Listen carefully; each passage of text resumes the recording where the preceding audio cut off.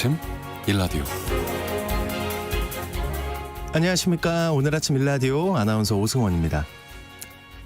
고용노동부가요, 이달에 산업재해 사고 예방에 주력하고 있다고 합니다. 지난해 전체 산업재해 사고 사망자 598명 중에 약 10%인 61명이 5월에 사망한 것으로 나타났는데요.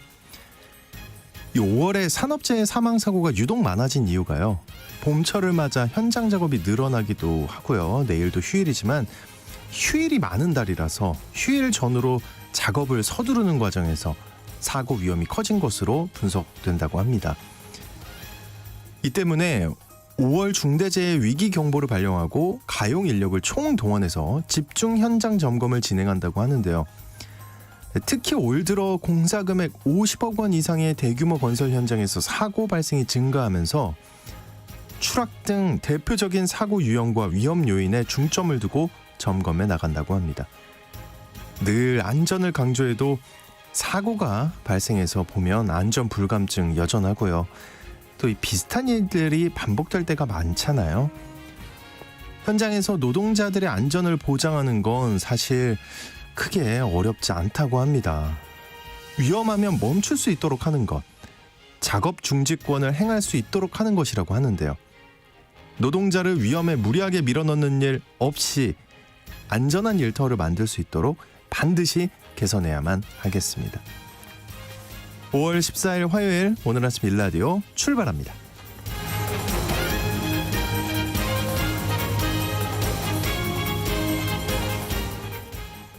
오늘 아침 일라디오, 이 시간은 물론 KBS 일라디오의 모든 프로그램은요, 유튜브 KBS 일라디오 공식 채널이나 모바일 콩 어플리케이션을 통해 실시간으로 함께 하실 수 있습니다. 화요일 해외 농업 소식 살펴보고요. 텃밭 가이드 시간에는요, 작물에 물 주는 시기와 방법에 대해 자세히 알아보겠습니다. 텃밭 농사에 대한 궁금증이나 질문 있으시면 지금부터 문자 보내주시죠. 단문 50원, 장문 100원이 드는 유료 문자 샵 9730으로 보내주시기 바랍니다. 유익한 정보와 살아있는 이야기가 있습니다. KBS 오늘 아침 일라디오. 다양한 해외 농업 소식 알아보겠습니다. 외신캐스터 조윤주님 나와주셨습니다. 어서 오십시오. 안녕하십니까. 네, 세계은행이 전 세계 온실가스의 30%가 농업 분야에서 발생하고 있다고 밝혔다고요. 네, 맞습니다. 저는 항상 놀라워요, 이게. 그렇죠. 이렇게 많이? 예. 네, 우리 뭐 공장에서, 그러니까 자동차에서 이렇게만 생각하는데 농업 분야도 많이 발생을 한다고 합니다. 세계은행이 살기 적합한 지구 위한 레시피란 보고서를 6일 날 발표했는데요. 매년 전 세계에서 발생하는 온실가스 3분의 1 정도가 바로 농업 분야에서 발생합니다. 전 세계에 있는 모든 열 전기 배출량의 6분의 1이 또 농업 분야이기도 하고요. 이 보고서를 보면 온실가스 배출량 증가에 따른 피해를 최소화하기 위해서는 농업 분야에서 2030년까지 탄소 배출량을 현재 절반 수준까지 줄여야 한다고 지적을 하고 있습니다. 세계 인구가 2050년에 되면 97억 명까지 늘어난다고 하는데요. 우리나라는 계속 안 늘어날 수도 있겠죠. 2050년.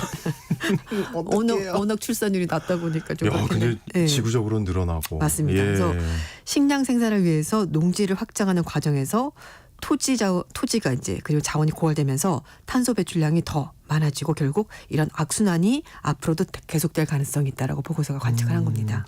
요즘 세계 곳곳에서 기후가 어떻게 보면 극단적이잖아요. 맞아요. 너무 덥거나 뭐 어디는 너무 비가 오거나. 맞아요. 예. 그 국제사회가 이제 좀 더 적극적으로 기후 변화에 대응해야겠네요. 네, 맞습니다. 예. 그래서 파리 기후변화 협정에서는 지구 평균 기온을 산업화 이전보다 1.5도씨 이상 올라가지 않도록 온실가스 배출을 줄여야 된다라고 얘기를 하고 있고요. 근데 이 파리 기후변화 협정에 정한 그 연간 투자 비용이 이대로는 사실 불가능하고요. 지금 정한 것보다 한 18배 정도 증가를 시켜야지 목표 달성이 가능하다. 이렇게 얘기를 하고 있습니다. 예. 그래서 이렇게 투자를 하게 되면은 2030년까지 현재 농업 분야 온실가스 배출량이 절반으로 줄어들게 된다고 하고요. 투자 비용의 16배 해당하는 4조 3천억 달러, 3천억 달러 이상이 이익이 이제 얻을 수 있다고 얘기를 하는데 뭐 현실과 목표가 좀 괴리가 있긴 하죠. 그래도 노력을 해야 한다. 네, 맞습니다. 예. 그 베트남이요. 중국에 두리안을 많이 수출하고 있다는 소식 우리 전해드렸잖아요. 네, 맞아요. 그죠? 근데 두리안 때문에 예상하지 못한 일이 벌어지고 있다는데 어떤 일이에요? 네, 베트남을 대표하는 커피 품종 중 하나가 바로 로부스타 커피인데요. 네. 이 로부스타 농사를 접고 농부들이 두리안을 재배하면서 로부스타 커피의 국제 가격이 오르고 있다. 있다. 아, 네, 이제 공급이 줄어들고 있으니까요. 네. 네. 그래서 로부스타 커피는요, 지난 4월달 말에 런던 선물거래소에서 톤당 4,500달러 돌파하면서 최고가를 경신했습니다. 약간 내려가겠습니다만 어쨌든 작년 대비해서 아주 높은 가격에 지금 거래가 되고 있는데요. 네. 그 원인 중에 하나가 바로 로부스타 최대 생산국인 베트남이 농민들이 커피 농사를 짓지 않고 두리안 재배를 하고 있기 때문이라고 합니다. 베트남은 로부스타 세계 최대 생산국인데 전체 커피 품종을 기준으로 해도 두 번째로 많은 생산하고 있는 국가입니다. 베트남 전체 커피 생산량의 90%가 로부스타인데요. 로부스타는 아라비카 커피와 함께 가장 대중적인 커피 품종이고 인스턴트 커피 원료로 많이 쓰입니다.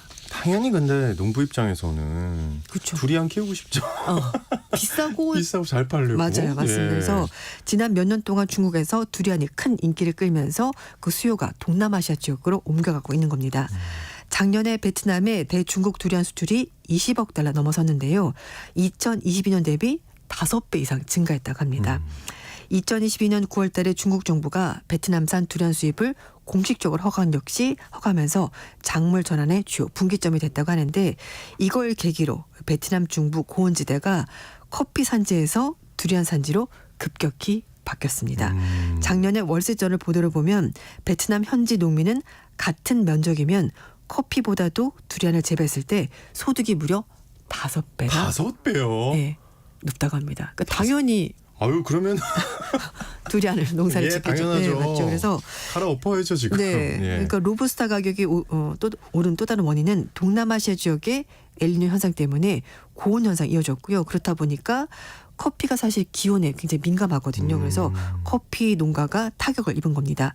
국제 커피기구에 따르면 2022년 10월 달부터 23년 9월 달까지 베트남의 커피 생산량이 60kg들이 2,920만 포대로 전년 동기 대비 약 10%가량 줄었다고 합니다. 어쨌든 생산량이 10% 줄었다는 거는 엄청 크게 느껴지긴 네. 하겠네요. 예. 거기에다가 연료비, 운송비가 그쵸. 올라가면서 미국과 유럽에서 아라비카 커피보다 좀 더 싼 로부스타 커피 수요가 늘어난 것도 역시 가격 상승의 요인으로 작용했다고 합니다. 그렇군요. 자, 이번엔 유럽 소식입니다. 네. 이탈리아 정부가요. 자국의 돼지고기 산업을 보호하기 위해서 군대를 동원해서 네. 멧돼지 사냥을 벌인다고요. 네, 이유는 군대를 동원해서. 네, 예. 이 멧돼지가 아프리카 돼지열병 ASF를 전파하는 그런 매개체가 그렇죠. 주목이 되면서, 예. 뭐 이건 거의 다 비슷한 상황인데요. 예. 그래서 이탈리아 정부가 군대까지 동원해서 멧돼지 사냥에 나섰습니다.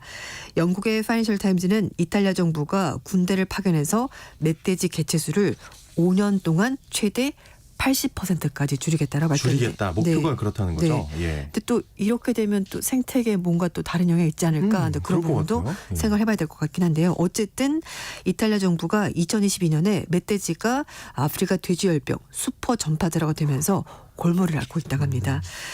아프리카 돼지열병 ASF는 바이러스성 출혈성 돼지 전염병이고요. 치사율이 100%입니다. 아이고, 100%. 예. 그렇다 보니까 햄이나 소시지 산업을 발달한 이 파르마 지역에서는 손해가 엄청나다고 합니다.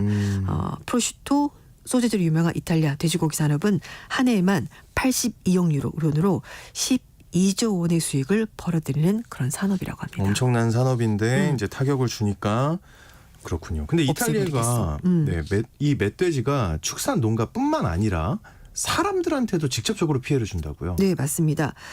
이탈리아에는요, 멧돼지가 100만에서 150만 마리 정도가 있다고 하는데 로마나 대도시 등에 출몰해서 쓰레기를 먹거나 아이고. 교통사고를 유발하면서 직접적인 피해가 있고요. 거기에다가 논밭을 훼손하면서 농가에도 피해를 준다고 합니다. 실제로 2015년부터 2021년 사이에 멧돼지로 인한 농촌 지역의 피해액이 무려 1억 2천만 유로로 1,759억 원에 달한다고 하고요. 그래서 이탈리아 농업부 장관이 아프리카 돼지열병은 돼지 농장과 생산망을 위협하고 경제적으로 사회적으로 큰 문제를 초래할 수 있다면서 군대 파견 조치를 찬성했다고 합니다. 실제로 지난 2년 동안 캐나다 등 여러 국가에서도 이 바이러스 확산을 막기 위한 조치로 이탈리아산 돼지고기 수입도 금지했기 때문에 또 2차적인 여파가 있었습니다. 네. 그런데 이탈리아뿐만 그런 것이 아니고요. 앞서서 2019년 프랑스 정부도 아프리카 돼지열병 감염된 멧돼지가 벨기에에서 자국 국경으로 넘어오는 걸 막기 위해서 군대를 투입하기도 했었습니다. 야, 멧돼지가 진짜 군대를 부르는군요. 네, 그렇습니다. 굉장한 친구네. 그 아시아 최초로 대마를 합법화했던 태국이 재밌네요. 대마를 다시 마약류로 지정하기로 했다고요. 네, 이제 이게 안 되겠군요. 부작용이 생각보다 너무 컸기 저 때문인데요. 얼마 전에 네. 그 방콕 갔었거든요. 음. 진짜 많더라고요. 아 진짜. 네. 그러니까. 제가 순간 화장실이 급해서 막 당황한 거예요. 어떡하지? 뭐 근데 빨리 찾아. 앞에 카페 같은 게 있는 거예요. 그러니까 겉에서 볼 땐 잘 몰라요. 그렇죠. 갔어요. 근데 여기인 거예요. 다른 일이 벌어지고 있었던 거죠. 네, 그러니까 곧 밖에서 대마를 피우고 있는 게 아니라 겉에는 살짝 카페처럼 해놨어요. 근데 그 안에가 또 있어요, 입구가. 그 안에 들어가면은 이제 대마를 피우는 데도. 근데 제가 배가 아팠는데 갑자기 배가 안 아픈 거예요. 그걸 보는 순간 각성이 되면서 내가 저길 절대 가면 안 되겠군. 여긴 안 돼. 내 아나운서 인생이 걸려 있어. 참고. 그리고 왜 뉴스에서도 보면 나도 모르게 먹는 경우가 있다라고. 그러니까요. 그 얘기를 들었잖아요, 제가 그러니까요. 또. 네. 그래서 방송하면 잡지식만 쌓이거든요. 다 도움이 되지 않습니까? 어쨌든 주어지는 게 그러네요? 그렇죠. 훌륭한 지식이었네요. 맞습니다. 네. 그래서 조금 더 말씀을 드리자면 네, 죄송해요. 네. 네. 태국 보건부가 현지 시각 9일날 그 이제 뭐 향락용 뭐 그냥 이렇게 즐기기 위한 대마 흡연 사용을 금지한 내용의 네. 법안 초안을 공개를 했는데 치료용 대마 이런 거는 네, 합법을 원래는 시키고, 이제 네. 태국에서는요 2018년에 의료용으로 대마를 합법화했고 그리고 나서 22년부터 대마를 마약류에서 제외를 하고 가정 재배도 가능하도록 그렇게 허용을 했는데 문제는 말씀하신 것처럼 관광지나 유흥가에서 대마가 향락용으로 공공연히 소비가 되면서 청소년 대마 중독까지 발생하면서 이게 청소년까지. 예, 사회적인 문제가 되면서 풀어줬다가 안 되겠구나 해서 다시 금지하기로 결정을 한 건데요. 실제로 시장이 급성장하면서 대마 관련 업체, 상점이 수만 개가 생겨나면서 태국의 마약 산업 규모가 2025년에 12억 달러, 우리 돈으로 1조 6,400억까지 팽창할 거다라고 전망이 나온 겁니다. 그래서 결국 태국 총리가 작년에 취임하면서 마약 퇴치를 국정 과제로 삼고 향락용 이 마약 사용을 대마 사용 금지하겠다 밝혔고 결국 네.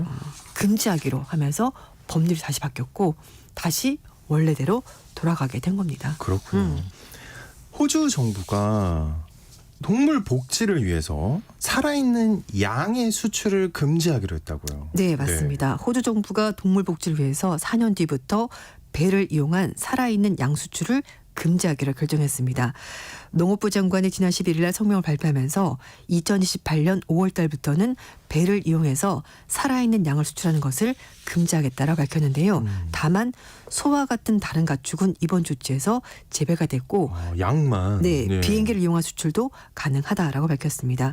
그래서 호주 정부가 이 조치 때문에 피해를 보는 목장과 관련 업체를 위해서 5년 동안 1억 700만 호주 달러를 지원하겠다라 밝혔습니다. 예, 살아있는 양은 한때 호주의 주요 수출품 가운데 하나였는데요.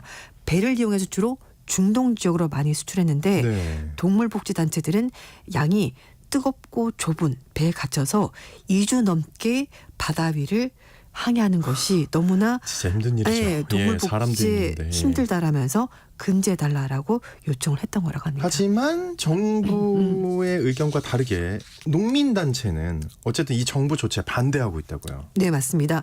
호주의 전국 농민연맹은 살아있는 양 수출 규모가 1억 4,300만 호주 달러, 우리 돈으로 1,300억 정도가 되는데 이렇게 되면은 이 양을 키우는 농가들의 그 타격이 너무 크다라고 얘기를 하고 있고요. 지금은 뭐 소 같은 다른 가축은 제외라고 하지만 결국은 이 다른 가축들로도 확대가 될 거다 우려하고 있습니다. 2018년에 사건이 있었습니다. 호주에서 중동으로 수출되던 양 2,400마리가 더위와 스트레스 때문에 집단 폐사한 일이 벌어졌고 2,400마리가요. 네, 그래서 예. 이제 야당이던 노동당 측에서 2019년, 2020년 총선을 앞두고 살아있는 양 수출을 금지해야 된다라면서 이걸 총선 공약까지 내걸었던 겁니다. 최근에 홍해 무역로가 막히면서 중동으로 가려던 호주산 소 양 15,000여 마리가 한 달 넘게 바다에 발이 묶였던 일이 벌어지면서 다시 한 번 더 살아있는 양 수출 금지된 여론이 커졌고요. 결국은 정부 측에서도 이런 여러 가지 여론 때문에 5년 뒤에 결국 금지하겠다라고 얘기를 하게 된 겁니다. 네, 흥미로운 해외 농업 소식 지금까지 외신캐스터 조윤주님과 함께했습니다. 오늘 말씀 고맙습니다. 감사합니다.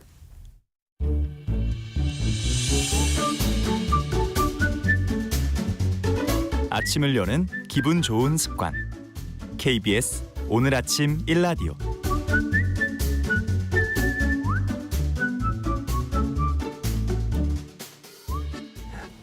도시 농부들의 텃밭 가이드 수원 씨앗도서관의 박영재 관장님과 함께합니다. 어서 오십시오. 네, 안녕하세요. 네, 청취자 여러분, 오늘 텃밭과 관련해 궁금한 점이 있으시면요, 단문 50원, 장문 100원이 드는 유료 문자 샵 9730으로 지금 바로 문자 보내주시기 바랍니다. 자세하게 답변해 드릴게요. 근데 이번 주에 텃밭에 특별한 손님들이 오나요? 어떤 네. 분들이죠? 예. 일본에서 농민들이 제 밭을 방문한다고. 일본에서요? 네, 합니다. 일본까지 지금 해외 진출. 제가 가는 건 아니고요. 예. 예, 이렇게 토종을 보존하는 것이 어떻게 하는지 좀 궁금해해서 이렇게 방문하시는 분들인 것 같고요. 그 이전에도 일본에서 이렇게 토종 씨앗을 보존하는 분들이 방문을 하신 적이 있는데 우리나라 씨앗 도서관을 굉장히 부러워했던 기억이 납니다. 일본에서요? 예. 예. 일본에서는 토종 씨앗을 수집하는 일을 이분들이 하는데 일본 농부들은 토종 씨앗을 선뜻 내어주지 않는다고 그래요. 그래요? 네, 집안의 가보처럼 여겨서 아주 귀하게 여겨서 남한테 잘 주지 않는다고 합니다. 하지만 우리네 정서는 좀 다른데요. 네. 씨앗을 널리 퍼뜨려야 자손들이 그 은공을 받아서 잘 된다는 믿음을 가지고 계셔서 기꺼이 나눠주는 게 우리 풍토입니다. 다행이네요. 예. 아무튼 좀 가깝고도 먼 이웃이 방문하니까 주변 청소도 하고 즐거운 경험하고 돌아갈 수 있도록 할 생각입니다. 혹시 오면은 음식은 어떤 거를 주실 생각입니까? 저희는 음식을 할 수는 없고요.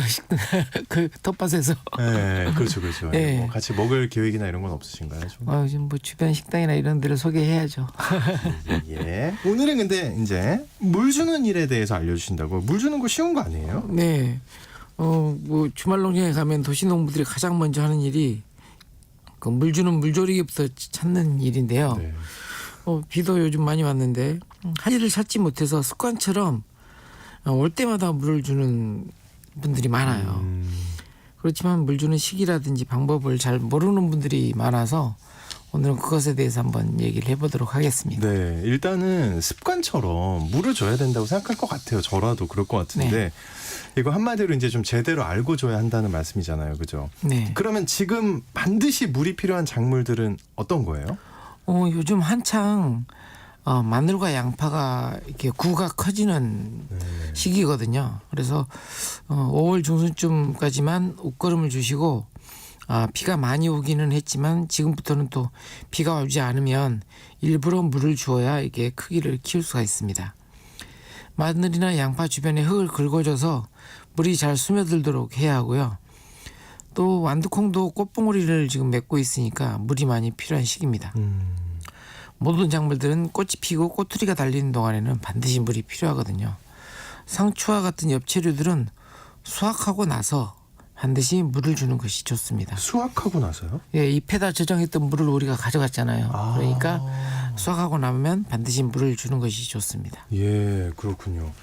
그 작물이 또 이제 자라는 속도에 따라서 네. 물 주는 시기가 달라진다고요? 네, 이렇게 마늘이나 양파와 같이 감자도 지금은 알 감자의 개수를 늘리는 시기고요. 네. 이럴 때는 잎만 빼꼼하게 보이도록 길어진 줄기에 계속 흙을 덮어주는 북주기를 해서 흙 속에 줄기에서 감자들이 많이 생기도록 해줘야 하고요. 이렇게 덮어서 북주기를 하는 흙에는 퇴비를 섞어주면 더 좋습니다. 네. 그리고 또 감자의 크기가 커지는 시기가 바로 이제 5월 말부터 되는데요.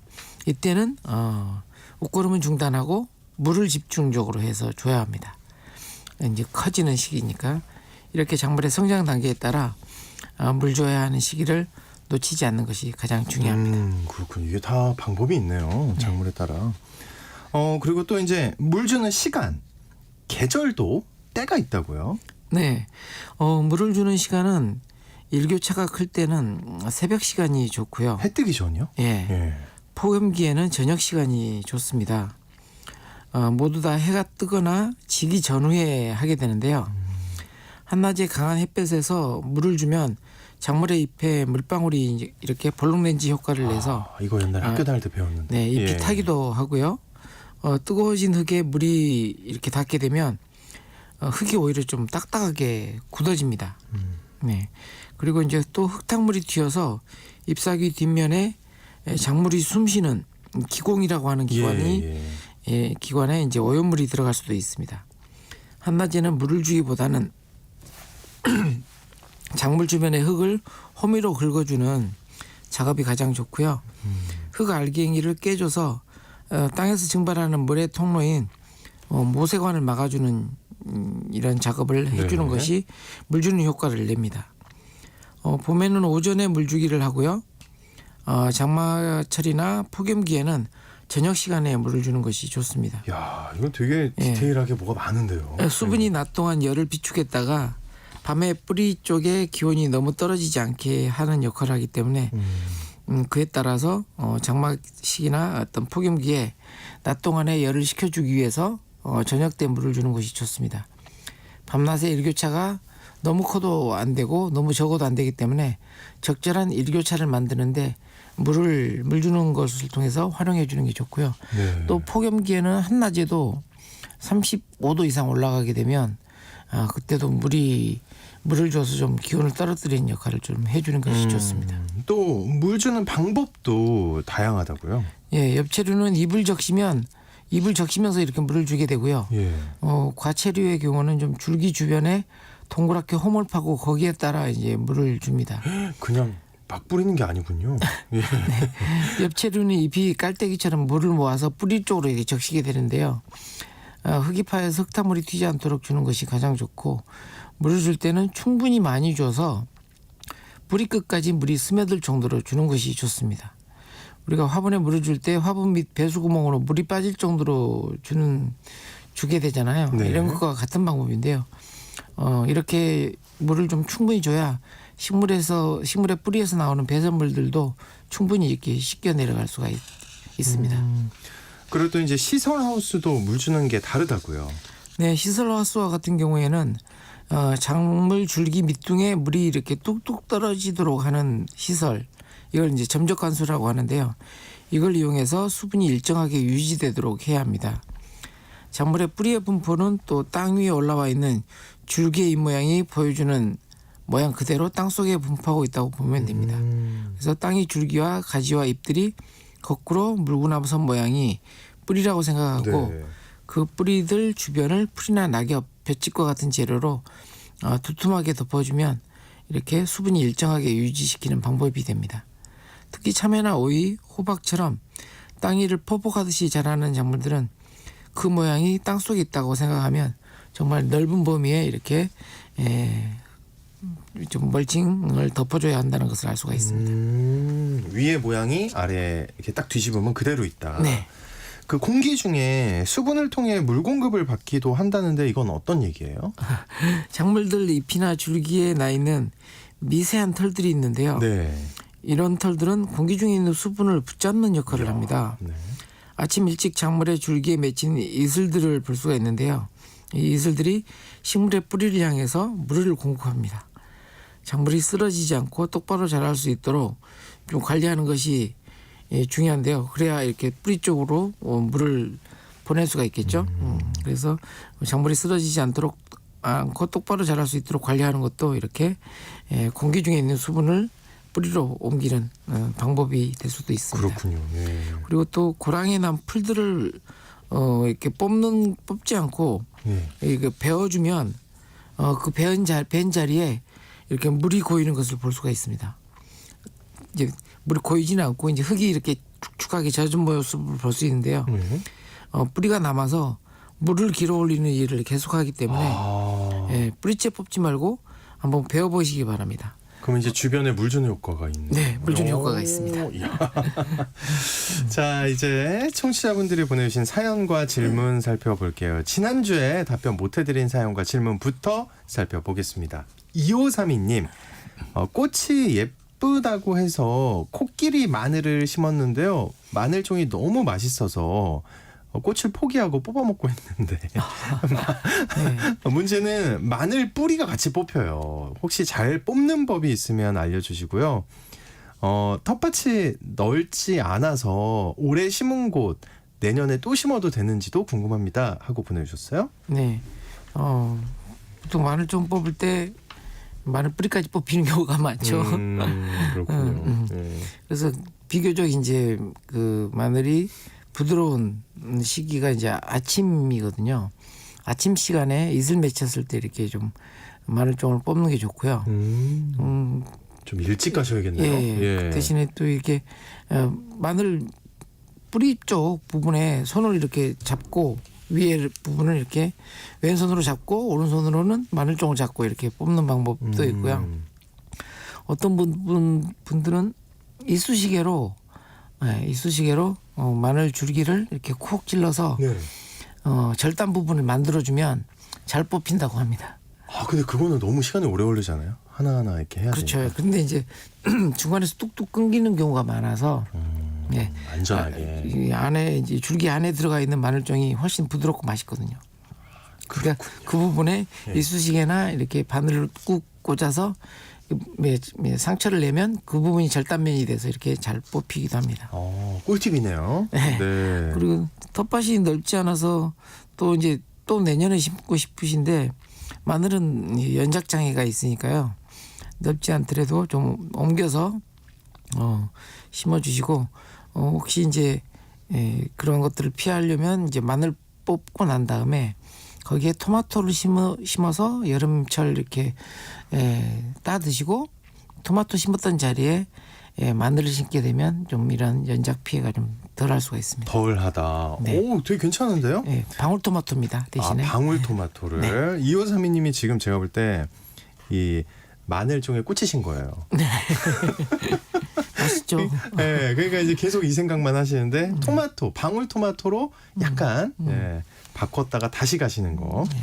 3859님, 쌍둥이 양파가 많은데요. 한쪽을 제거해야 되는지 아니면 그냥 둬야 되는지 궁금합니다 하고 보내주셨어요. 네. 이제 양파를 심으실 때 이렇게 좀 모종을 떼어내지 않고 이렇게 심어서 두 개가 이렇게 같이 나온 경우인 것 같은데요. 그냥 또 가늘게 먹을 수 있는 또 요리도 있고 더 맛있을 수도 있으니까요. 지금은 이제 뭐 제거하면 오히려 옆에 것에 피해를 줄 수 있어서 그냥 두고 키우시죠 뭐. 네, 네. 괜찮을 것 네. 괜찮답니다. 예, 3859님. 9555님. 해마다 녹두 농사를 짓는데요. 작년에 녹두 농사가 별로라 종자도 별로입니다. 그래도 며칠 전 녹두를 파종을 했습니다. 혹시 녹두를 오래 잘 보관할 수 있는 방법 가르쳐 주시면 고맙겠습니다 하고 보내주셨어요. 네, 녹두는 이제 농사가 어려운데요. 왜냐하면 이제 익는 대로 따줘야 되기 때문에 손이 굉장히 많이 가는 그래요. 작물에 속합니다. 녹두를 이제 심으신 분들은 항상 이렇게 오랫동안 이렇게 말려야 되니까 이걸 그때그때 수확할 때마다 건조시켜서 페트병이라든지 이런 데다가 이제 저장을 하는 게 좋은데요. 왜냐하면 녹두에 벌레가 있어요. 예, 바구미라고 하는 네. 벌레가 이제 구멍을 뚫어 놓거든요. 네, 그래서 잘 건조시키고 한꺼번에 이렇게 저장을 하려고 하지 마시고 이제 순서대로 마른 대로 이렇게 페트병에다가 계속 담아서 이렇게 바구미라든지 이런 것들이 없도록 이렇게 해주시는 게 좋고요. 그다음에 어느 정도 이제 수확이 다 완료되면 이제 냉장이나 냉동 저장으로 해서 페트병째 이렇게 보관하면 병째. 예. 네, 그러면 오랫동안 잘 깨끗하게 보관할 수가 있습니다. 0432님, 1년 숙성된 퇴비를 넣고 고추모를 심었는데 약간 미발효된 상태인 것 같습니다. 잎이 쪼글쪼글하며 둥글게 말아지는 현상이 있는데요. 이거 어떻게 하면 좋을까요? 하고 보내주셨어요. 그 퇴비하고는 상관이 없고요. 아 그래요? 예, 잎이 쪼글쪼글해지거나 기형으로 이렇게 되는 현상은 주로 이제 바이러스 병입니다. 근데 이제 바이러스는 궁금한 게 그 바이러스가 어디서 와요? 바이러스는 이렇게 직접 침투하지는 않고요. 바이러스는 해충들이 이렇게 옮겨옵니다. 해충이. 그래서 예, 잎사귀 뒷면에 뭐 총체벌레는 눈에 좀 보이지 않을 정도로 작아서 또는 이제 진딧물이 이렇게 옮기는 경우가 많아요. 그래서 퇴비 걱정하지 마시고 그 곤충 방제 이런 부분으로 좀 방향을 트시는 게 좋고요. 이미 이렇게 쪼글쪼글해지는 게 이미 감염된 거잖아요. 네. 그래서 다시 펴지지는 않아요. 방제한다고 해서. 안타깝네요. 예, 네. 그래서 그 잎들은 좀 따서 따요? 예, 따서 없애버리시고요. 그 이후에 이제 자라는 애들이 정상적으로 자랄 수 있도록 해충 방제를 해주시면 될 것 같습니다. 방제가 중요하네요. 이미 이제 이렇게 된 거. 네, 좀 신경을 쓰셔야겠습니다. 0432님. 1767님. 대파 모종 한 판 4월 중순에 작은 텃밭에 처음으로 심었는데요. 거의 녹거나 말라 없어져요. 이거 왜 그런 건가요? 지금 혹시 다시 심어도 될까요? 하고 보내주셨어요. 네. 대파가 되게 마음 아플 것 네, 같은데요. 네. 한 판이면 엄청나게 많은 양인데, 예. 아무래도 이제 모종 상태에서 무잘록병이나 뭐 이런 게 왔었던 것 같고요. 그래서 보통 이제 고온의 다습인 상황에서 이렇게 무잘록이 오거든요. 그래서 아무래도 좀 그런 병균이 있었던 것 같고요. 지금 다시 심어야 된다면 그 심었던 자리에다 다시 심기보다는 좀 심었던 자리에는 좀 토양 소독을 좀 할 필요가 있고요. 소독을 해야 된다. 네. 예. 그런 다음에 심으셔도 되고요. 그리고 대파는 4월부터 10월 10일까지 심을 수 있는 시기가 굉장히 깁니다. 길어요. 예. 그래서 언제든지 심을 수 있으니까요. 대신에 그 토양 소독 신경 써서 해주시기 바랍니다. 네. 7458님. 잡초가 너무 많아서요. 매일 뽑아도 다음날 가면 또 자라 있습니다. 끔찍할 것 같아요. 어떤 약을 줘야 할까요? 벌써 전쟁에 돌입하신 것 같은데요. 그러니까요. 관장님이 항상 얘기하시잖아요. 네. 전쟁이라고. 저는 이제 작물 주변에 있는 이랑 위에 있는 잡초는 이제 뽑지만 고랑에 있는 풀들은 키우잖아요. 예, 그래서 고랑에 있는 풀들을 키우는 이유가 베어서 작물 주변에 이렇게 덮어주면 작물 주변에 있는 풀들이 안 나게 하는 그런 멀칭 효과를 내기 때문에. 신기합니다. 그것도. 네, 예. 그렇게- 그리고 아까 또 물 주는 효과도 있다고. 네네. 뽑지 말고. 네. 예. 그리고 토양 유실도 막아주고요. 네. 그래서 좀 너무 스트레스 받지 마시고요. 잡초하고 같이 공생하는 방법을 택하시기 바랍니다. 네. 뭐 제초제가 있긴 하겠지만 우리가 작물 먹고 또 먹어야 되는 또 또 우리가 작물 먹을 주변에 건데. 또 예. 뿌려야 되니까 여간 조심스럽지 않거든요. 그래서 오히려 좀 마음 편하게 같이 공생시키는 방법을 한번 연구해 보시기 바랍니다. 그러니까요. 이게 약간 사연에도 네. 뭔가 이렇게 감정이 느껴지는 글들이 있거든요. 이게 약간 스트레스가 느껴지셔가지고. 저는 감정이입이 굉장히 많이 돼요. 그러니까 이런 사연을. 너무 스트레스 받지 않으셨으면 좋겠습니다. 오늘 저희가 네. 이제 그 방법을 말씀드렸으니까. 네. 예. 3436님 목초액이 친환경 재료인가요? 그리고 물과 희석하는 비율도 궁금합니다 하고 보내주셨어요. 네. 목초액은 이제 친환경 재료이긴 한데요. 좀 다양하게 이렇게 활용할 수가 있습니다. 토양 소독제로도 쓰고요.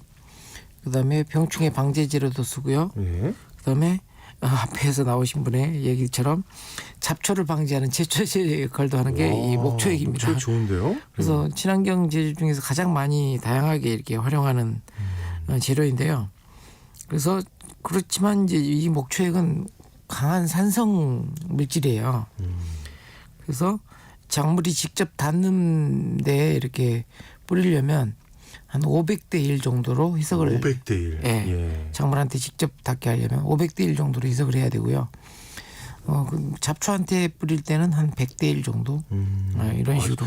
강하긴 하네요. 예, 예. 그래서 작물하고 직접 닿는다고 할 때는 네. 500대 1 정도로 아주 희석을 많이 시켜야 작물에 해가 없습니다. 보통 관장님은 이 목초액 어떻게 만드세요? 어떤 비율 이런 거 정할 때 좀 편하게 비율 정하는 방법이 있나요? 그냥 만들 때? 주로 이제 실린더 주사기 바늘 뺀 주사기 실린더로 예. 이제 밀리리터 단위로 이렇게 이제 할 수 있거든요. 조금만. 네. 그리고 농자재상 가면 이런 계량컵 같은 것도 있어요.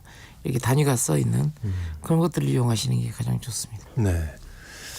8723님이 관장님 보내주신 귀한 토종 씨앗들이 싹을 낸 거예요. 지금 사진을 보내주셨는데 지금 우리 관장님이 보시기가 어려운데 네. 저희가 꼭 보여드릴게요. 네, 8723님. 근데 잘 자랐네요. 네.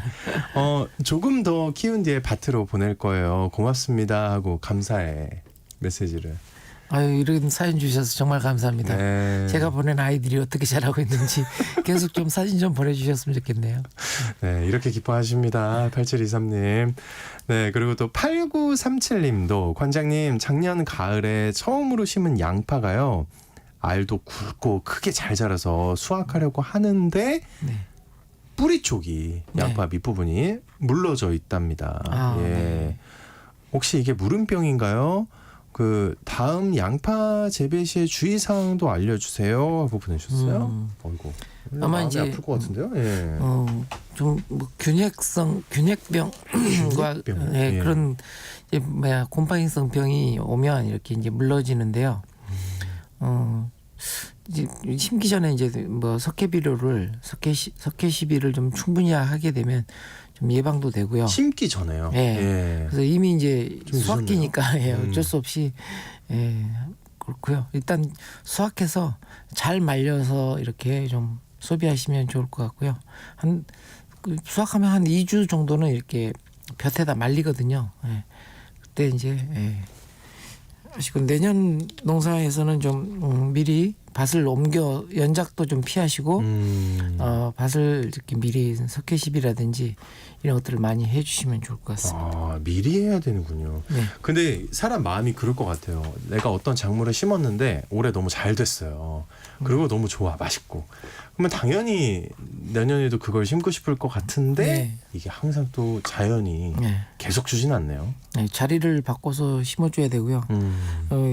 모처럼 1년 만에 이렇게 농사를 지었는데 잘 됐다 그러면 이걸 축복으로 여기지 마시고요.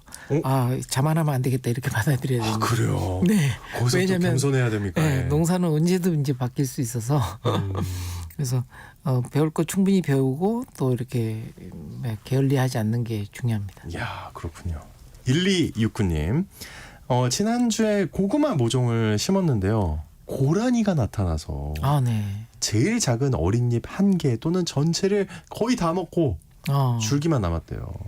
저희가 할 수 있는 일이 뭐가 있을까요? 꼭 좀 알려주세요. 밭 주변에 펜스는 쳤다고 하시네요. 네. 아유, 마음 아프겠다. 고구마 줄기를 이렇게 땅속에 심는 게 이제 고구마 파종법이거든요. 근데 이제 사실은 모종 상태에서 있는 고구마 줄기에 있는 잎은 뿌리가 새로 생기는 것을 돕는 역할만 하고요. 다 시들어 버려요, 사실은. 원래. 네. 예. 그래서 땅 속에서 새롭게 만들어져서 나오는 새순이 실제 이제 자라는 성장하는 이런 줄기이기 때문에 어쩌면 고구마 모종 심어놓고 잎이 다 시들었네 걱정하시지만 땅 속에서는 열심히 새로운 잎이 생기고 새로운 뿌리가 생기고 있으니까 걱정하지 않으셔도 됩니다. 그럼 고라니가 먹는 거 냅둬도 되겠네요. 고라니가 대신에 이게 먹으면서 이렇게 뽑아냈으면 다시 심어야 되지만 네. 뽑아내지 않고 얌전하게 잎만 먹었으면 너무 걱정하지 않으셔도 됩니다. 땅속 줄기는 열심히 잎과 뿌리를 생산하고 있습니다. 근데요, 펜스를 치셨다잖아요. 네. 근데 고라니가 자꾸 나타난다. 이건 또 어떻게 해야 될까요? 어쨌든 막고 싶으실 텐데 1269님은. 네. 고라니가 싫어하는 작물을 좀 주변에다 많이 심으면 좋은데요. 그래서 주로 이제 들깨라든지 배초향이라든지 이렇게 방아라고 그러죠. 배초향. 좀 비슷하네요. 들깨, 방아. 예. 그다음에 뭐 자소엽이라든지 뭐 이런 것들 들깨과에 속하는 그런 작물들을 좀 심어놓으면 싫어하거든요. 냄새도 싫어하고. 그걸 좀 막아놓으시면 좋고요. 그렇지 않으면 매운 고춧가루물을 우려서 주변에 자주 이렇게 뿌려주시면 그 매운 걸 싫어하거든요. 근데 고라니가 고라니도. 포기를 합니까? 고라니 매운 걸 싫어하죠. 예. 주변 잎부터 이렇게 뜯어 먹다가 예. 들어오다가 매운 게 있네. 그러면서 이제 안 들어오게 됩니다.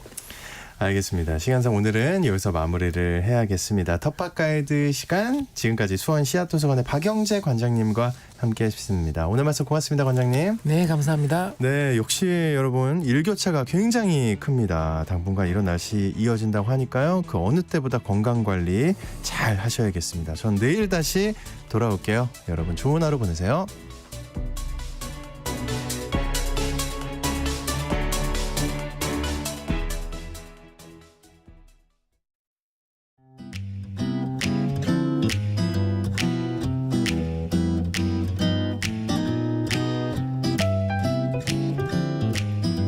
안녕하세요.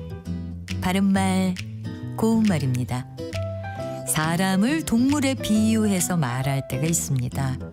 뱀같이 교활하다, 소같이 우직하다, 또는 그저 여우 같다 등등 말입니다. 또 곰이란 동물은 미련하거나 행동이 느린 사람을 놀림조로 이르기도 해서 부정적인 느낌을 줄 때가 있는데요. 하지만 순하다는 긍정적인 느낌을 주기도 합니다. 이 곰과 관련된 표현 중에 곰돌이라는 단어는 언제 사용하시나요? 곰과 같이 순하고 듬직한 사람을 가리켜 말할 때 그는 곰 같은 사람이다 라고 해도 될까요? 그렇지 않습니다. 곰과 같이 순하고 듬직한 사람은 곰손이라고 합니다. 그리고 곰